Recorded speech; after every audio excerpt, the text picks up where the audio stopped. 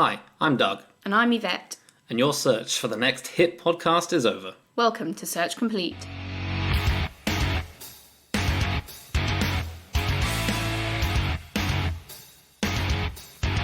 Hello and welcome to Search Complete, a podcast where we see what the internet has been searching for by taking the first part of a question and seeing what Google thinks we want to know. But before typing it in, we'll guess how it auto-completes, and you can play along at home. We can have a good laugh at society's expense, then we'll realise we actually want to know the answers. Our search phrase today is a bit more of an open-ended one, so the results could be a bit more varied and the answers a bit more subjective. So the thing we'll be searching today is, should I? Short and sweet. I can imagine a lot of different things coming up for this one. I think a lot of them will be things that people already want to do but are maybe a bit risky, so they want to Google to reassure them into doing it. Yeah, get some verification from the most trusted source on the internet, Google. Yeah, where then someone's like, "Why the heck did you do that?" They're like, "Google told me to. I asked." Yeah, so one of the things I was thinking is should I dye my hair? Especially should I dye my hair red or purple or kind of a more risky colour that might not suit everyone? So maybe they're looking for sort of advice. And then if their hair looks rubbish, they're like, "Oh no, Google, why have you forsaken me?" What do you think would come up if you searched that? What do you think the top results would be? Probably a lot of Pinterest links of people who already have dyed their hair and it looks really good on them. Or really bad. Or maybe there'll be a thing about, some sort of blog posts about what sort of skin colour you have and stuff and what funky hair colours might suit you. Do you remember that one time when I wore that bright pink wig to a fancy dress party and it just looked so awful? Imagine if I'd actually dyed my hair that colour. Not good. Not good. So one I think is, should I ask my girlfriend or boyfriend to marry me? Yeah? Along the advice front there, sort of lifestyle advice. I feel like that is a big decision to just get made simply on a Google search. Probably if you're not sure, you shouldn't. But I don't know, I guess this is the time to tell you that that's exactly what I did. Did you? No, I'm joking. Yeah, you're right. You probably, if you're not sure, probably shouldn't. Yeah. So another big decision thing that people might Google is, should I take a gap year? Because I feel like uni is a huge decision, but then also a gap year can be kind of a big deal because there's I feel like a gap year, it's not just a year off. There's a lot of pressure to save loads of money and travel the world and get loads of work experience. And then if you take a gap year and then you do go to uni, all your peers are talking about their gap years and then you've got to talk about it in your personal statement. So maybe it's sort of not just saying, should I take a gap year, but also what should I do on my gap year? Yeah, you're right. I think that will come up with a lot of good results of people talking about their experiences. And I think people, when searching for that, would expect that to be the result as well. Yeah, should I take a gap year? And then you'd expect the results to be yes, if your situation is this, and then this is where you can make the most of it. I think that's a good one. And I think that's a good question I think people should be asking as well. Yeah. Another one I've got is, should I eat food that's out of date or a specific food that's out of date? Because you're always it's one day past, it smells all right. Yeah, I feel like there's certain things you definitely can eat that it's just a little bit over the day, but then other things it's just stay away, that is some grey ass meat, do not eat it. Another theme that I thought might be sort of the things that people think they should be doing, should I lose weight, or should I stop drinking, or should I stop eating meat? Yeah, that's one I had. Should I become vegan/vegetarian? Yeah, because I think those sort of things that are generally considered unhealthy, and then there's a sort of social pressure on everyone that they should do it. But if you're not that overweight, or you don't really eat a huge amount of meat anyway, it's probably not a change that you really need to make. So maybe they're looking for advice as to whether that's a change that they need. Another one I had is work related. Is, should I ask for a raise or a promotion? Yeah. Again, I think you'd get results which are genuinely helpful, weighing up the, what value do they bring to the company? Have you done this? How long have you been with them? Yeah, and maybe tips on how best to go about it as well, because you don't want to be oh, what up? Pay me more. Yeah, you've been with us for 2 days. Yeah, you agreed to this contract. Why are you asking for more now? Any other ones from you? Maybe also things that people know that they shouldn't do, should I call my ex? Ooh, yeah. Yeah, or also stuff that that's fun, but people just want an excuse to do it. Should I do a bungee jump? Yes, I can see that one coming up. I'm not sure it'll be in the top ones, but Probably maybe not. further down. But yeah, I feel more confident about should I call my ex. There's probably a lot of people there sort of sitting on their own like, oh, should I call them? Maybe I'll just check is this okay on Google. Maybe that's one for your friend, I think, instead of Google. Yeah, it probably depends on your ex and what the circumstances there were. Okay, Right. let's type this in. If you're playing along at home, we'd be really interested to see what results you get and what you thought was going to be coming up on this result. So, as always, let's open up that beautiful incognito window. So you can tweet us your results at scpodcast_UK. Yes. Is that right? Yeah. Okay, here we go. Should I... Oh my goodness. Should I stay or should I go lyrics? Should I leave my job? That's a good one. Oh, there's quite a few X ones. Should I block my ex? Or should I text him? Maybe should I get a fringe is on the breakup one as well. Well, yeah, should I get a fringe or should I shave my head? Two extremes there. Maybe it's like if you Google should I get a fringe and then you get it and it's really bad and then the next thing you Google is should I just shave my head and just undo all of this. I was more thinking one's the female version, one's the male version. Maybe, yeah. Just the dramatic. I mean, I had to dye my hair, so maybe that's get a fringe and shave my head still a pretty dramatic hair change. Should I get a smart meter Yeah. for your home? Probably. Probably, good idea. Should I upgrade to Catalina? I think that's a version It's a of Mac OS, I think. Yeah, I have a Mac at work and it's just running probably the oldest possible OS because one of my friends at work keeps upgrading her Mac and every time it just gets slower and slower and I've been really put off the idea of upgrading it. Should I vote Labour? Obviously in the UK we had... A big general election recently. So I can understand why someone might type that. And also, should I have the flu jab? These, I'm actually really... I think all of these are really good. Apart from that first one, should I stay or should I go lyrics. I mean, that's pretty definitive. You could just listen to the song. Maybe I actually don't really know the song that well. Are the lyrics really hard to understand? I don't know. Probably not. Maybe we'll have to give that one a listen after this. I mean, we're not just going to read out all of the lyrics to a song, though, are we? Bonus at the end of the episode. It can be our outro song. Yeah. Right, so we're going to look into some of these and then we'll get back to you with the results. See you guys in a minute.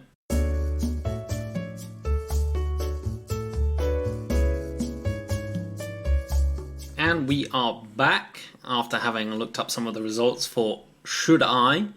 And I think you had you got a strong opinion on one of these. Well, yeah, so I'm going to kick it off with should I text him? And when I looked this up, the top results were a lot of kind of magazine type articles, and some of it was useful, and some of the advice was just plain silly and actually wound me up quite a bit at the time. I heard. Yeah, so I'm going to actually just only give advice only give points that aligns with my own advice and things that I think are sensible. I believe you have a very good taste in men. Yes, I mean, so I should say as a disclaimer, my co-podcaster and I, Doug, have been married for almost 3 years, and I've not really done much of the dating scene, so maybe this magazine advice is effective, so who knows? Maybe. But yeah, so I think texts as like a medium, they can end up being like painstakingly crafted and then subsequently overanalyzed because you don't have to think on the spot in the same way as when you're speaking in person. Also, sarcasm does not come across very well online. Especially if you don't know the person very well as well. I think there can be a lot of pressure to say the exact right thing in a text because people can then, read it back later on, like multiple times and screenshot it and send it to their friends and it becomes, a whole thing and the meaning gets so skewed. Yeah. But I think texting should actually just be like an extension of how you would communicate in person with someone. Yeah, it's not a bloody CV or a personal statement. Yeah, and I think like your conversation should flow organically in the same way as if you were talking to someone in person. So, for example, if you get if you're chatting to someone you've got a crush on, say, and then you get your girl group chat to help you out on every message and, picking it all apart and adding, words and stuff, it's almost like catfishing in a way. It's not you. Because, they're not talking to you. They're talking to this, like, weird hydra where each head is one of your different friends. So I feel like you should just be yourself on texts and not, like, overthink it. And I feel like the fact that this question was quite a top search suggests that people are concerned about their texting and should they even do it or should they say... Yeah, definitely. You can understand why people would be concerned about it, though. I mean, you don't, if you did find someone that you really liked, you don't want to mess it up by saying the wrong thing.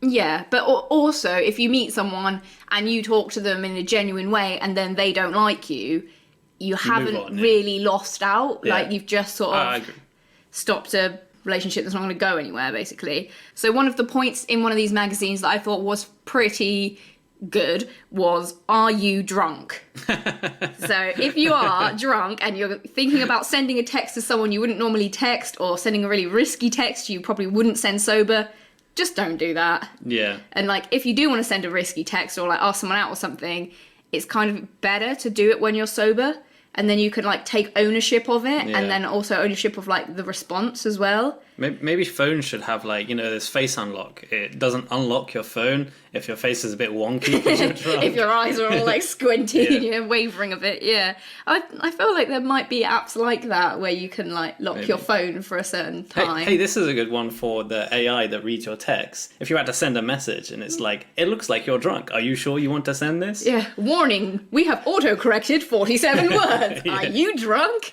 Solve this simple puzzle. Yeah, so I thought that was a pretty fair point. And then also, like, have you already texted them?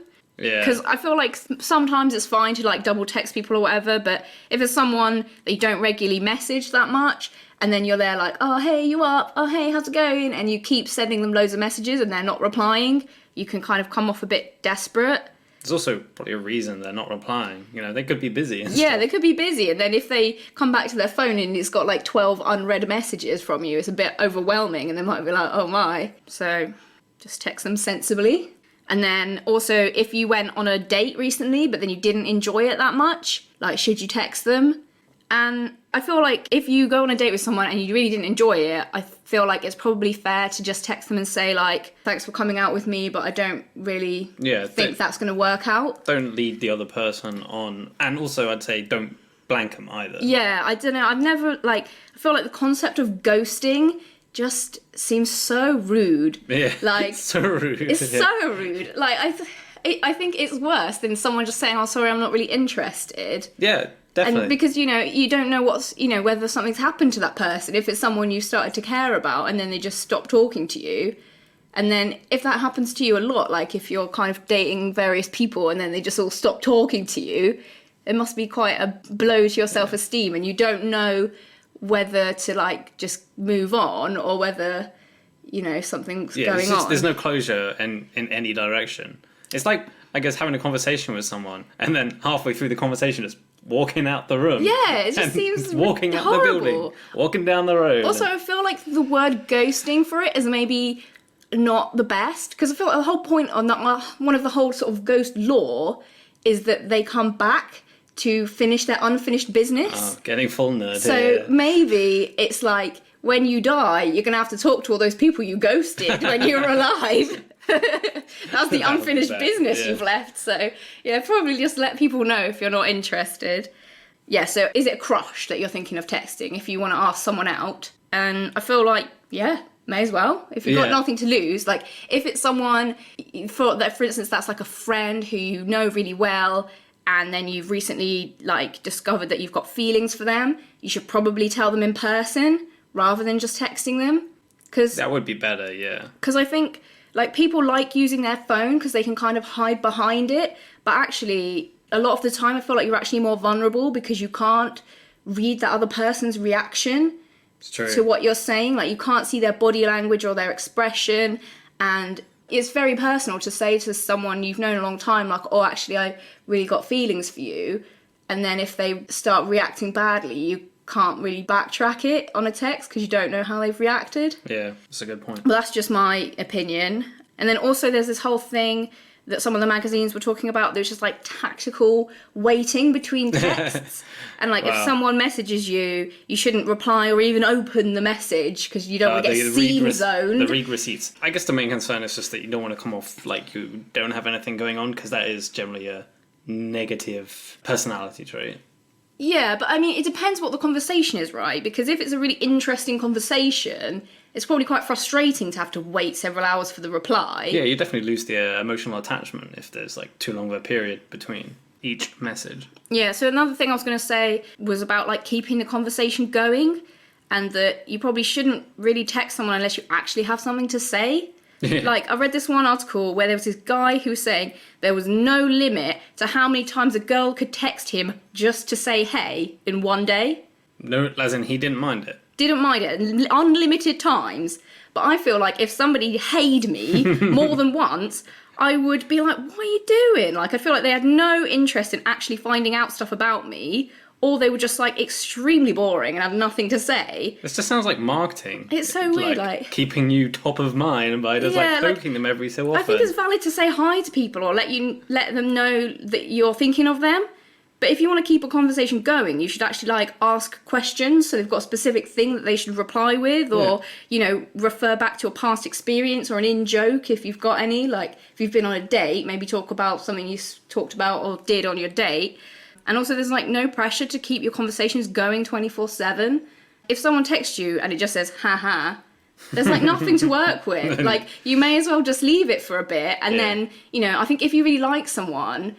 probably a lot of things will remind you of them, and you'll kind of be like almost looking for an excuse to text them. So just wait until you've got something to actually say, rather than just being like, yeah, lol, ha, what are you doing? Just saying hey, and it's all just noise. Like, if you had a face-to-face conversation where people said hey more than once in the middle of a conversation, I feel like it would be ridiculous. And then finally, just like... There was another question that was like, should I block my ex? And the should I text him was kind of ambiguous anyway, because it could be your ex or someone you're thinking of asking out, or just any man. Yeah. If you're thinking of texting an ex, it probably depends on like why you broke up and where you are now. Yes. Like, and what you want to text them. Because if you need something, like say you used to live together and then you just broke up and you need to sort something out with a letting agent, or you share a pet and that you need to take it to the vet or something like that, then yeah, you definitely should text them. Otherwise you won't be able to sort things out. But you should just keep your message like civil and to the point, and not makes sense. Bring sort of emotions into it and stuff. Give me my fucking cat. Yeah, and I think one of the hardest parts about relationships is that if you're in a relationship with someone, they're generally the first person you talk to about things. Yeah. So one of the hardest parts can be like just not having that person to talk to anymore. So I think if you've recently broken up, you should probably try and avoid texting them, like, you know, just like, how was your day, and the sort of stuff that you would say if you were still together. Yeah, because then you can sort of slip back into that relationship maybe, and you need to have sort of distance to focus on yourself and develop new relationships. And also just kind of try and get used to, like, not having that person around anymore. And then also, like, if the relationship ended really badly, or it was, like, an abusive relationship, or they're, like, still harassing you... Get out! Yeah, and then... Or even if you've broken up and it was a valid breakup and you knew that your relationship was never going to work out, but then they keep texting you, like, oh, baby, I'm so sorry, I miss you... and you know there's no way you should get back together, then you should probably just, like, block them. Because I feel like that's just not healthy to have in...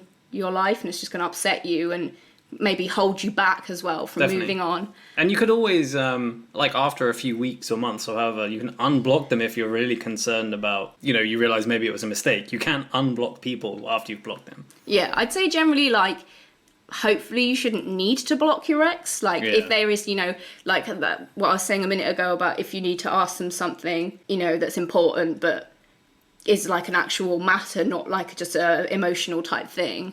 But maybe if you can't stop yourself from talking to them, or if they keep harassing you, then maybe it's a good idea to just block them for a bit.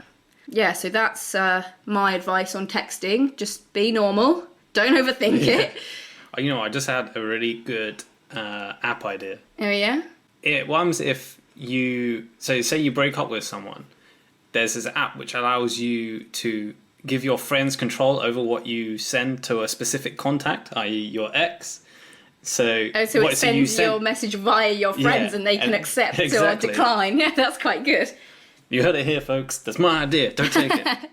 Is that all you've got on should I text or block my ex? Mostly common sense, I think. But let us know if you disagree or have any specific rules of texting that you always follow. We both are quite out of the game. Yeah. Moving on from leaving something, maybe your ex, to should I leave my job?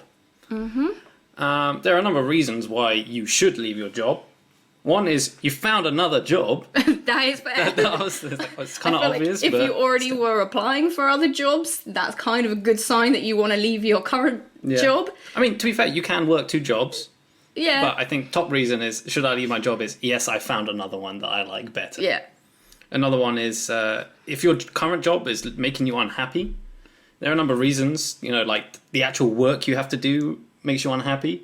Yeah. The people, I think, is even a bigger part. I think nowadays. The people is a big factor of a job, and it can really affect how much you enjoy it, because it's like you're at work, you're not there to socialise, but really these are people that you spend most of your time with, and if you don't get on with them, I feel like sometimes if you've got someone who's like a real troublemaker, and there's some people just rub people up the wrong way, and if that's like your boss and they're really like harassing you all the time, then you're not going to enjoy your job. Another reason jobs might make you unhappy is the work hours, the schedule. Yeah. Like, I imagine working nights would probably be quite hard work. Even if you're a night person, you're just out of sync with the rest of humanity pretty much. It can be probably quite isolating, especially if you're in a job where you don't really talk to other people as well. Like, I don't know, if you're a night security guard or something where you're mostly on your own anyway, I feel it would just be constantly alone, and it could get quite depressing. I feel like you'd have to really have a good schedule, or an ethic when you're at home, to make sure to talk to other people. Yeah, but also I guess to make sure that you slept enough as well, because I think it would be tempting to do stuff in the day whilst, the shop's open or whatever, but then you'd get exhausted because you didn't sleep, you just worked and we complain about how the banks aren't open on the weekends, but these people working night shifts, why aren't they open during the night? Yeah. Another reason that your job might make you unhappy is the commute. Yeah. I think even nowadays that's probably quite a big issue for a lot of people, because certain big cities are so expensive to live there. Yeah. You've got no choice but to do a really long commute. And I feel like public transport, just speaking from personal experience, is just pretty bad. Yeah, it can be quite exhausting travelling. It's okay if everything goes smoothly. Yeah. And as you expect, it's okay. You've got things you can do on the commute. But when there's delays, you're unsure if you're even going to make it, or you're I'm going to make a change now, or go a different route. That is a lot of stress that you just don't need. Yeah, especially if you can find a job that means you don't have to do that commute. It can just take so much stress out of your day-to-day. Yep. Another reason you should leave your job is bad pay. If you're not being paid what you should. I suppose that also relies on you finding a new job, because having bad pay is probably better than having no pay. That is very true. Another reason I think it's fair to leave your job is if it's not actually, the job you're in is not furthering your professional development. Yeah. A lot of jobs nowadays, I think, are quite good at having the infrastructure to help you progress in your career and through the ranks. But if it's dead end, there's probably a good reason to leave your job and find another one. Another really good reason that you should leave your job is that you're going back to school. You're going to re-educate yourself. Yeah. I think that's perfectly valid. Or at least cut back on your hours. Or you just straight up want a career change. Yeah. Another valid reason. If you weren't, so you currently a lab technician, right? Yeah. If you weren't in science at all, what do you think you'd be doing?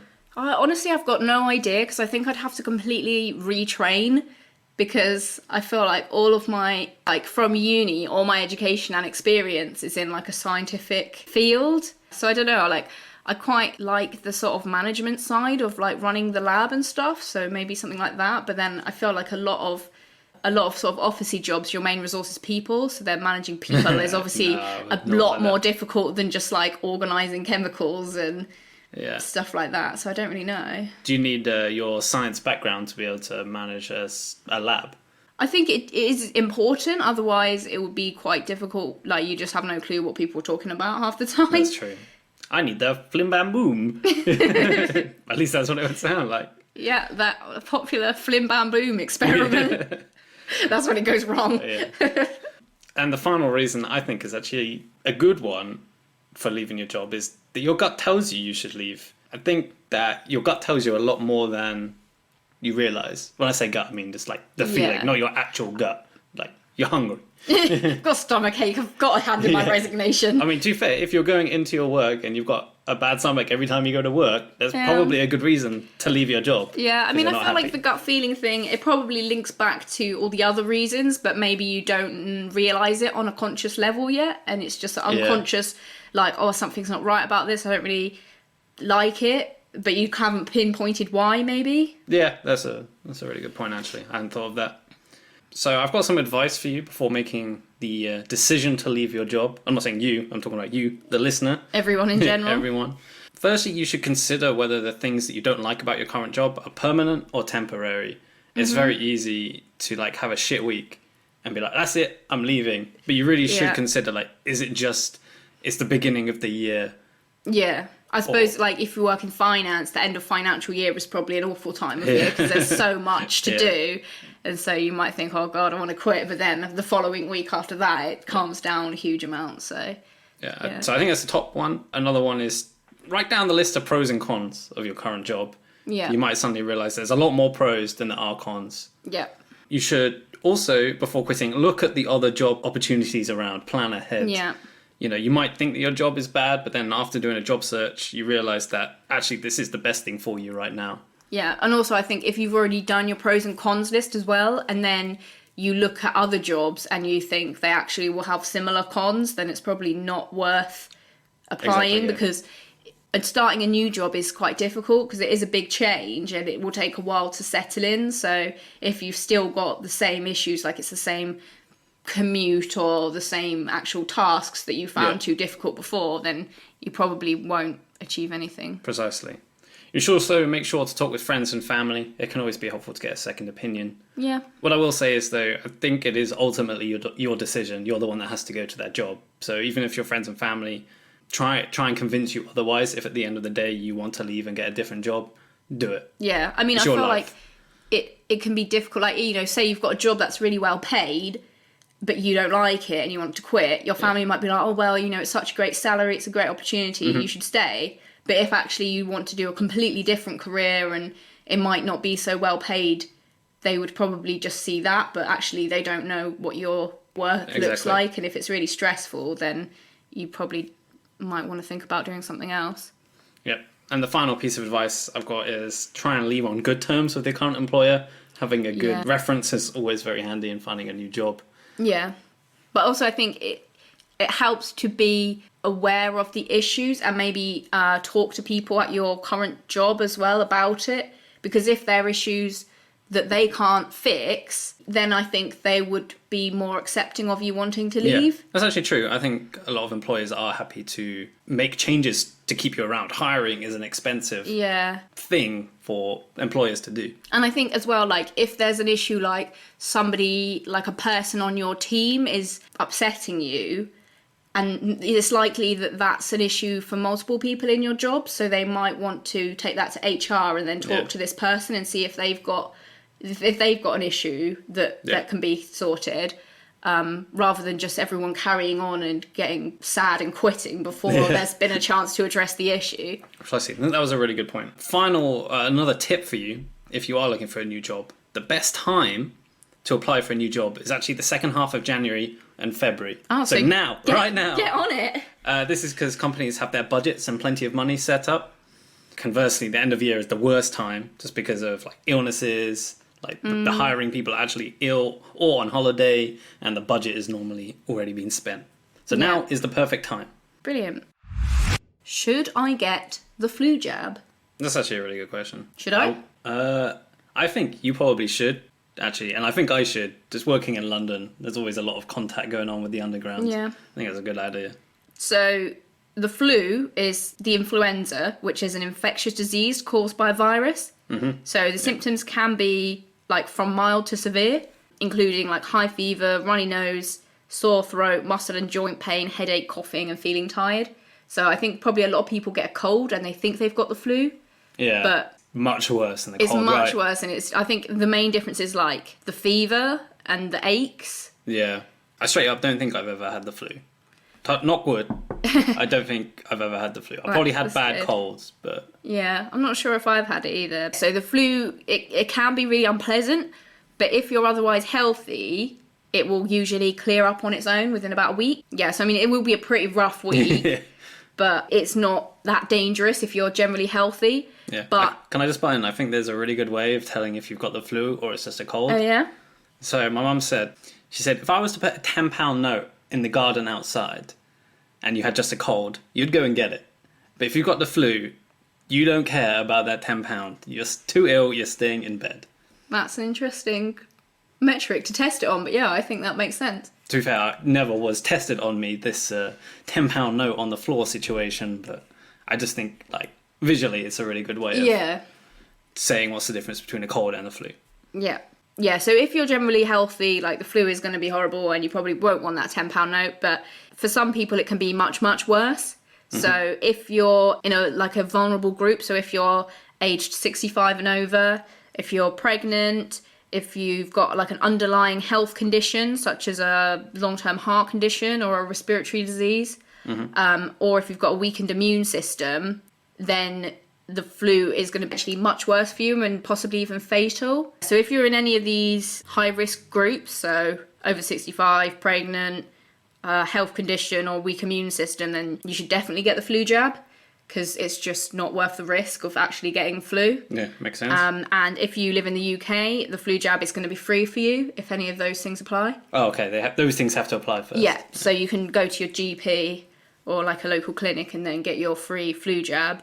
So for instance, if you've got diabetes, that's another health condition where you can get the flu jab. But anyone can get the flu jab, as long as you don't have like an allergy to certain parts of the vaccines and stuff. So if you work somewhere where you come into contact with a lot of vulnerable people, like as a doctor. Yeah, so if you work in a hospital or maybe like a nursery or a nursing home or something where you're around a lot of people and you could risk passing the flu on to them, it's probably quite a good idea to get the flu jab to protect them as well as to protect yourself. That's really good. And I know a lot of companies, like if you work at a hospital, they will run a vaccination clinic for their staff to try and encourage everyone to get vaccinated. So a lot of vaccines can give you lifelong immunity to a specific disease. Yep. But because the influenza virus evolves so rapidly, it's recommended to get a new vaccine every year because it changes. Yeah. Each year, the viruses that are most likely to cause the flu are identified by the World Health Organization, and then they recommend... Who, sorry? The World Health Organization. Yeah, who? That was a joke. You got me. So they recommend which type of flu virus strains to include in the vaccine. Okay. So there are like all these different, like hundreds of different strains or something, and they sort of just like decide which ones are the best, what are like more likely to come up this year, and then they all sort of mix it together and... Yeah, so I don't know, there's research that's kind of constantly going on about it, and I think flu, it tends to be more prevalent in the winter, so like where the different hemispheres of the globe have winter in opposite seasons, so they'll track the flu in the southern hemisphere winter and then see what strains were prevalent then, and then include that in the vaccine for the northern hemisphere winter.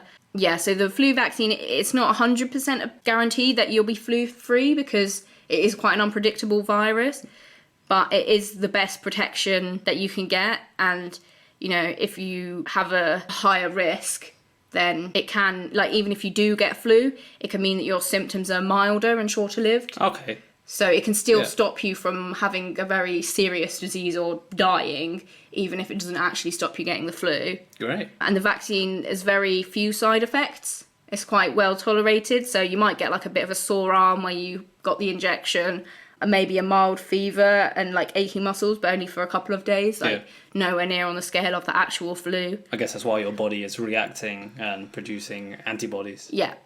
So, yeah, in answer to the question, yeah, you probably should get the flu vaccine. You've got nothing to lose, really, and it can prevent you from suffering the flu and protect people around you if you are around vulnerable individuals. I like that. That's really good. Like, even if for yourself you're like not one of these vulnerable groups, where you're like, it's fine, I'm super healthy, it can still be really good to prevent other people getting it. Yeah, especially if you live with someone who's over 65 or pregnant, or you work with people that are vulnerable, it's definitely a good thing to do. I've got a few questions, actually. Hopefully you can answer them. Okay. Do you know, if you're not in one of these groups, how much it costs to get the flu jab? So if you're not eligible, if you're just a sort of healthy adult, you can pay to have your flu vaccination done privately. And you can get that in like pharmacies or maybe even like supermarkets if they've got a little pharmacy section. Okay. How much do you reckon it costs? I think it's 10, 20 quid. Yeah, 20 quid, up to 20 quid. Okay. So it's kind of a bargain, really, to like not have a flu. I think as I get older, like even if I'm not going to be in one of these vulnerable groups, Yeah. I would like to do it. Yeah, I mean, especially like with getting the tube and stuff, you're in such an enclosed space with so many people. Very. And also, like, if they might not have all washed their hands and then touched the pole and all this sort of stuff, it's quite, an area where the flu could probably spread quite quickly. So, yeah, it's probably worth getting done. So, usually they recommend getting the vaccine around like October, November time, just before the start of winter. But you can get it at any time during the winter. Okay, thanks very much. So moving on from one smart decision to another, should I get a smart meter? Now I hear you say, what is a smart meter?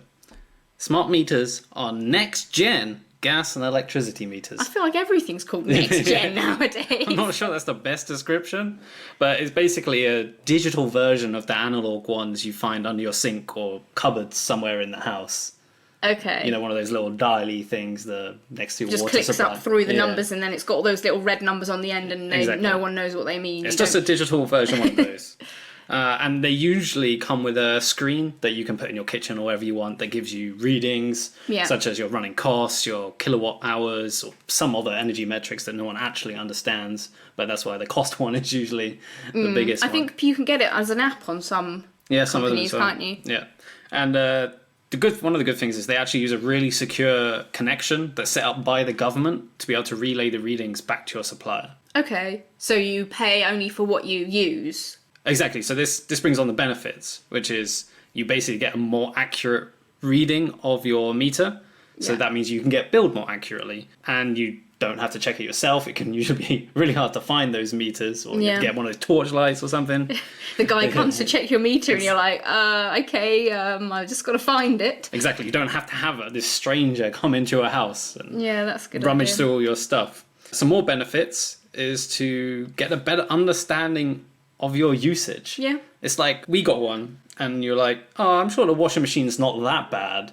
And suddenly it spikes right up. And it just gives you like this real better understanding of what is going on in your house. You're like, yes, I will turn down the radiator. I will turn off the TV, that sort of stuff. Yeah, I suppose if you are like in a position where you're wanting to make changes, either to like save money or just sort of save energy, it's good to know what changes will actually make a difference. Yeah, exactly. To note, they don't save you any money. You're not going to like get cheaper rates or anything. But if you have a better understanding of it. And if you decide that you do want to save money, you can say, well, I'll just boil the kettle once this evening, or something like that, or make sure I turn the TV off standby. I'm quite bad at leaving the TV on after I finish watching something. It's kind of crazy how just your house passive actually uses up quite a lot of energy. And one of the great things is your supplier will normally give it to you for free. Yeah. That they want to do this system because it benefits them as well as you. Yeah. And I mean, I guess if it encourages people to reduce their energy usage, then the company doesn't have to produce as much energy as well. Yeah. So all in all, I think there are pretty much only benefits. What negatives there may be, one of them is the data sharing side of things. Like now that the data is being transmitted digitally, that opens up things for either people hacking the data or being able to target you better for marketing. But you said it was very secure connection, right? It's secure connection, so maybe not a hacking thing, but it doesn't stop the energy companies using that data somewhat nefariously. Yeah, I mean, I suppose they kind of do a lot of their own research as well with it, to see, I don't know, what, because they'll probably need to know when to produce more energy. Like there was a thing about how, when there's an ad break in Coronation Street, there's a huge spike in the energy demands off the grid because everyone puts the kettle on. Yeah, this is the same thing with the football. Yeah. So they actually, it's not the TVs being on that's the most draining thing, it's the fact that everyone does boils their kettle at the same time. I feel like kettles use a surprising amount of energy. Yes, because of the way they really work. do. Fortunately, it's only over a short period of time. The only other negative really scraping the barrel here is that there could be potential errors. But is it really any different for like human error readings? Yeah. Not I really. suppose sometimes those little numbers, it's like half on one number and half on the other, and you can't quite tell what either of the numbers are. And, you know, if it's in the back of some dusty cupboard, you might not be able to read it that easily. So I think it's a great question that people are asking Google. And although you can't save money directly, it's free to get and should give you a better understanding of your your energy uses. May as well. Would you like a lab-related energy fact that I learned the other day? Yeah. So you know, like a fume hood that you use chemicals in to keep you safe from the fumes? Basically an industrial version of like a cooker hood. Yeah. Apparently that uses as much energy as a house. A whole house. Really? Yeah, apparently they're really high energy users. Is there an alternative? So we're doing this like lab sustainability thing at the moment, and they recommend just like turning it off when you're not using it. Okay, it's like being a lot more aware of when it's on and off. Yeah, although like I think at the moment we're not sure about like the safety of that, in case you sort of leave chemicals in there and then turn it off. But also just closing the door to the fume hood means it uses less energy, because if you like, you know how it's got a glass screen. If you shut it, then it doesn't use as much energy, because if it's open, it's like constantly sucking air in. Yeah, okay. So that's a bit of a niche fact for you there. Yeah, we talk about all these like saving energy in the home and stuff as the kind of industry where most of the energy goes. But I want a smart meter inside like Amazon HQ or something. Yeah. See how much energy they use. I just couldn't even get over when I ordered 4 things in one order, and then they sent it to me in 4 different boxes. And they all got delivered at the same time. They're normally quite good, to be honest. I just didn't even understand it. They were all tiny things as well. That was not very efficient. So, in summary for our research for this episode, should I text him? Probably, if you want to and it's going well. If it's someone that you're thinking I should not text this person, then don't text them. It's pretty simple.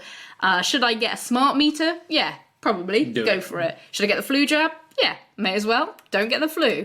What was the other one? Should I leave my job? Well, that probably depends on what your job is and how much it's getting you down. Probably requires a bit more thought put into it rather than just sending a text, as it's a bit more life-changing. But rewind, go listen to the advice, and I think you can make a good decision off of that. So if you've got any thoughts about anything that we've talked about today, or if you want to send us in your guesses for what you thought should I would autocomplete as, or if you got different search results to us when you put it into your own computer, let us know. You can send us a screenshot to our Twitter at SEpodcast_UK, or you can email us at searchcompletepodcast@gmail.com. Yeah, it would be really interesting to see what you guys have got. Thank you very much for listening. I'm Doug. I'm Yvette. See you next time.